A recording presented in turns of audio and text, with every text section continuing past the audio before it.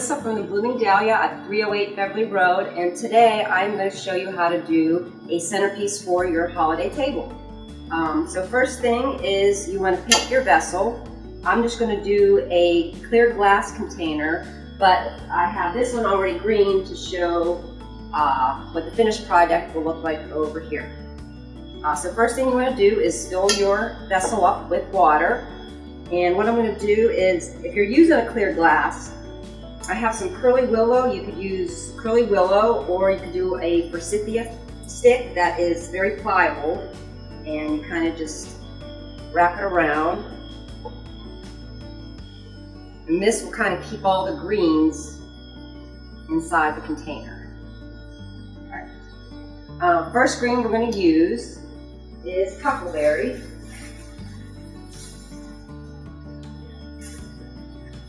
And this will kind of be used as a netting. Okay, so what you want to do first though is make sure you keep turning your base. And you can use as little or a lot of greenery, just depending on how much you like it. Okay. So this will, like I said, will kind of be used as a netting, and then you can put your other greens throughout.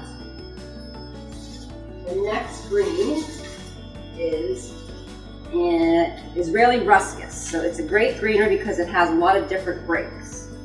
So you could just keep going. You could probably get 2 or 3 out of one stem. And again, just go around.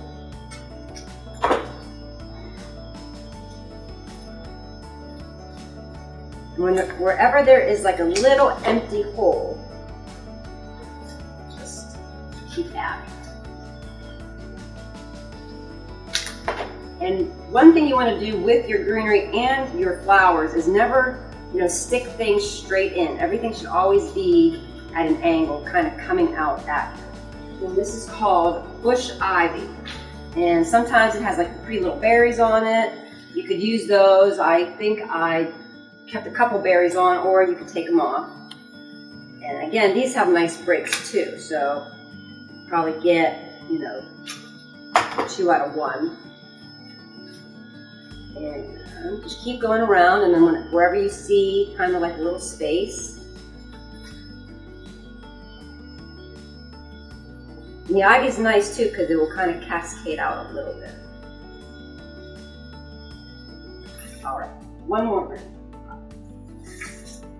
This is Italian ruscus. So it's similar kind of leaf to the Israeli ruscus, but it trails out a little bit. So this is nice to put around the base, and it will just come out a little bit. And the more greens you use, the better support you'll have for the flowers.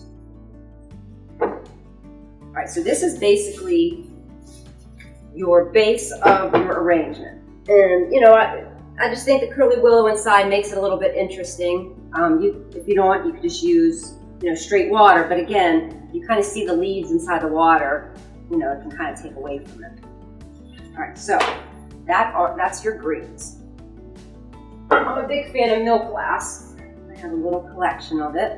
So the first green you want to use is a larger bloom flower. So I'm going to use a mini green hydrangea. And the mini green is a great hydrangea because it lasts long and it doesn't wilt like the blue and the white. This can have a vase life up to about 2 weeks. So we're just going to start sticking it in, and again, you want to do it at an angle. And I keep some of the leaves on because I think it adds to it. Just keep going around.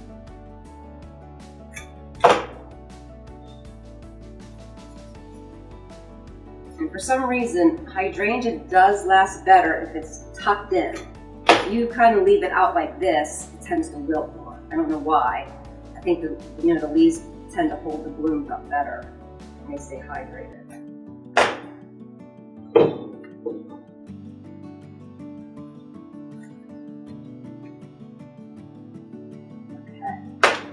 So we have our hydrangea. The next flower we're going to use is the daffodil, and this is called hellebore. These are the only two flowers I could get from my yard right now. But hellebore is a great perennial. It's a winter bloom, so it actually blooms in January. And you know, we had all that snow this year and it just covered, and when it melted, we had this still. And these will bloom till about April. So again, you're just gonna, always want to cut your flowers at an angle like this so the water goes off.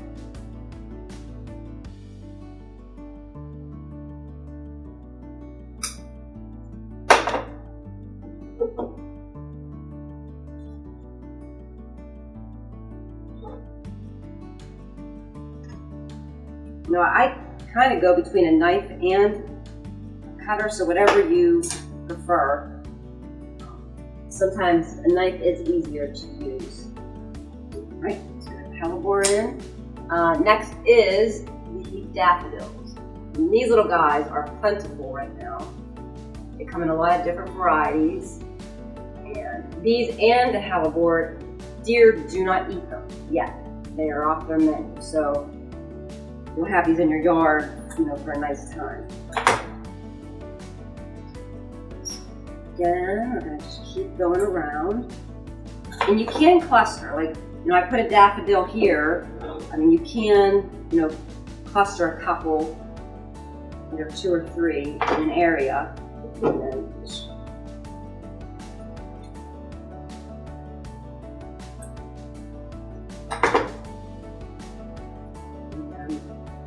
the daffodils are coming out towards me, they're not going up and down.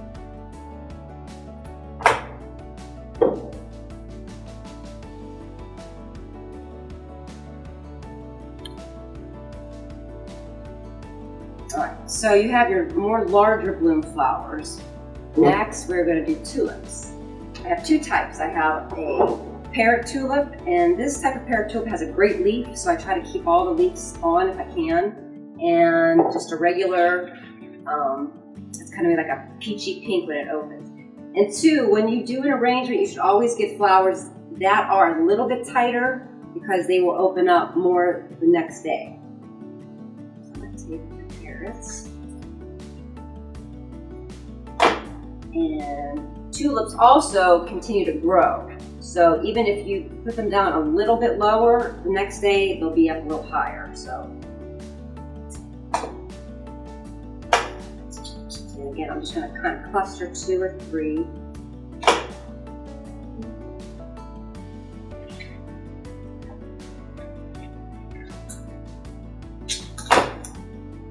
Again, maybe you can go up a little higher this time. Some might overlap, which is fine. And the next one I'm going to do are some iris. So these iris, I just got them in, so they are tight, but by tomorrow they will be open. So it's fine. A little bit of a blank space. Okay, so what I did get today are some pretty little pink sprays. They're not, you know, spring flower, but they do tend to go well with it. Again, they're just kind of coming out at you. Now, in between too, just kind of look around, see if you want to, you know, missing anything. At the end, you can always kind of, you know, pull some out, tuck some in. So this is a real popular. This is ranunculus. Ranunculus come in pinks, purples, yellows, oranges, whites. They tend to have a pretty long base life to them. And these have, you know, they have some nice movement, so you can do them just a little taller. Kind of like them.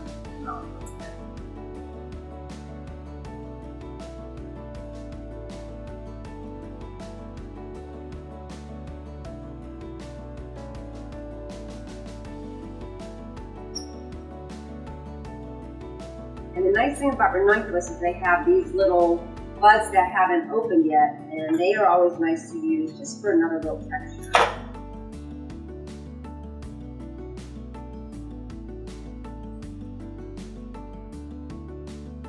So we used tulips, we used iris, we used daffodils, so I kind of got some things that aren't always available. This I had to write down is Fritz Alaria. It's just a pretty little accent bloom.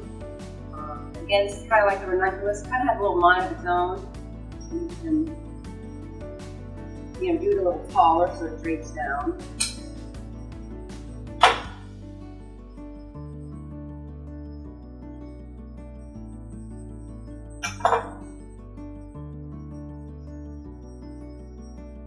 Sometimes I do like to arrange flowers where only one flower is on, one side.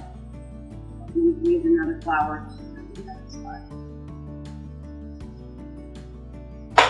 So now we have left one of my favorites. This is called Tweedia, and this is actually a type of milkweed that a lot of people grow in the summertime. It's a great, butterfly attractor. It's great to have in your garden, but it can take your garden over, so you do have to watch how you plant it.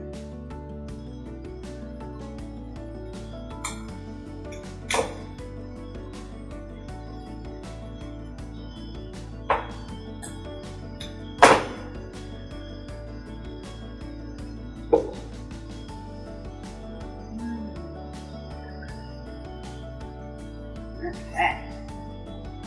So we have Crispidia, and then we have some snowberry. And these are nice, it's just a little accent. They don't really do anything, they don't bloom.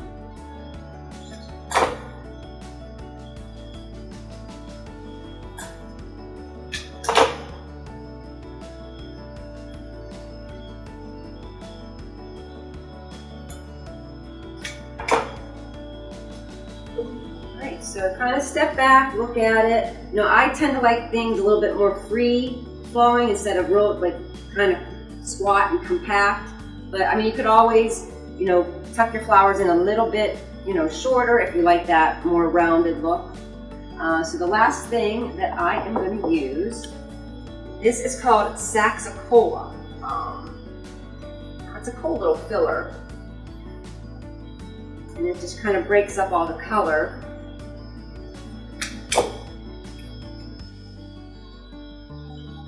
And I kind of use this just around the edges so it drapes down a little bit.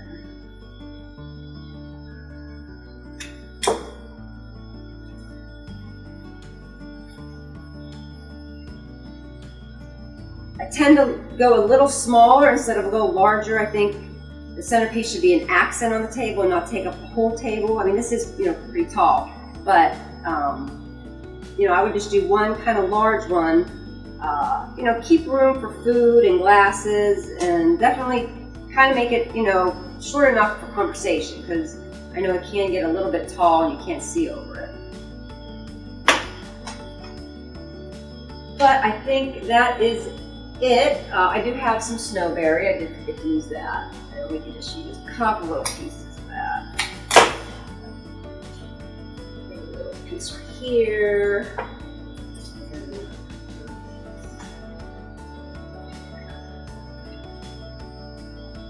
So when you're done with your arrangement, always get a water bottle, and you just want to spray it real good, because believe it or not, flowers take water from the petals, especially hydrangea. And there you go. You have a beautiful spring arrangement for your table. But I hope you had fun. I know flowers, I could have a busy day, like a Valentine's Day. I'll bring a little bouquet of flowers home, I'll arrange them, and it's the most relaxing, thing you can do for the end of the day. It is very, very relaxing. So I hope you enjoy it, and thank you.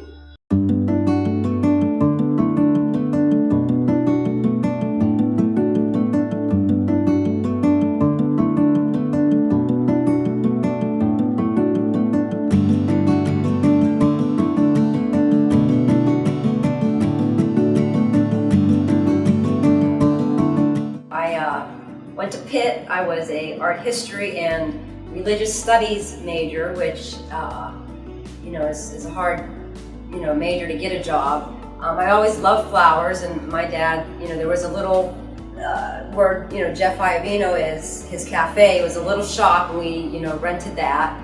And it was tough, but my dad saw something in me, and 26 years later, I'm still here.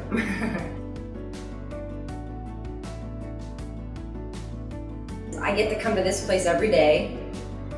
It's a pretty nice office. I get to work with flowers every day. I get to work with my family every day. I've been with my mom for, since I've opened. My sister, both my sisters work for me. And the holidays are stressful, but every day, just like today, I can have the door open. Hopefully we'll have some people come in, and it's a great place to come. I'm a really laid back person, but I don't want to say that I'm a multitasker. I have a hard time letting people help me, which I'm getting better with now, but I tend to want to do everything myself, which isn't good, and I am, still learning how to give up some responsibility. The hardest thing about my job, which you I don't think you would ever think, but a flower shop is probably one of the most stressful businesses that you could own. It's, you're selling your product, which can be, it can make you cry sometimes, because if somebody doesn't like what you make, you can take it personally. You're working with a fresh product. Sometimes it will come in the wrong color pink. Sometimes, I've come in and my cooler has froze all my flowers. It is a stressful job, and it's up and down. You might have a holiday that's great, but then after that holiday, it's crickets for a little while. People should buy from locally owned businesses, because I know I try to get a good product in. It can be more. My bouquets can be more expensive than a grocery store, but I do pay 2 to 3 times more for my product. And I would say most small businesses, especially Beverly Road, they take their businesses to heart. So you come in here, it might be a disaster because we're having a busy day, but I do try to have things that I think people would like that are different, that people can they can't order from Amazon and get it the next day. I would say my most popular product are wrap bouquets. Valentine's Day, Mother's Day, this was my first Valentine's Day where I actually had bouquets ready for people just to come in and get, and it was so great. Our bouquets are probably our biggest seller.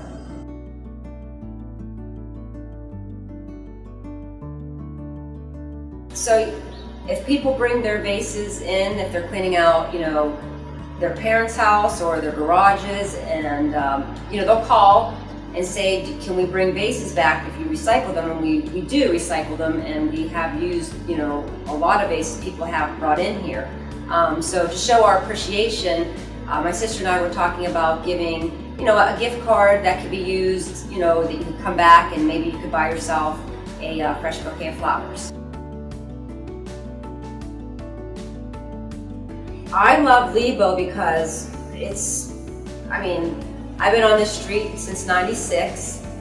If you I didn't grow up in Mount Lebanon, but if you grow up in this area, there's nothing more you could ask for. You could walk out your door, you could go to, restaurants, coffee shops, gift shops, having kids I don't have kids, but kids in Mount Lebo, they can, take their bikes to get ice cream at Scoops. It's just a great place. We love Lebo.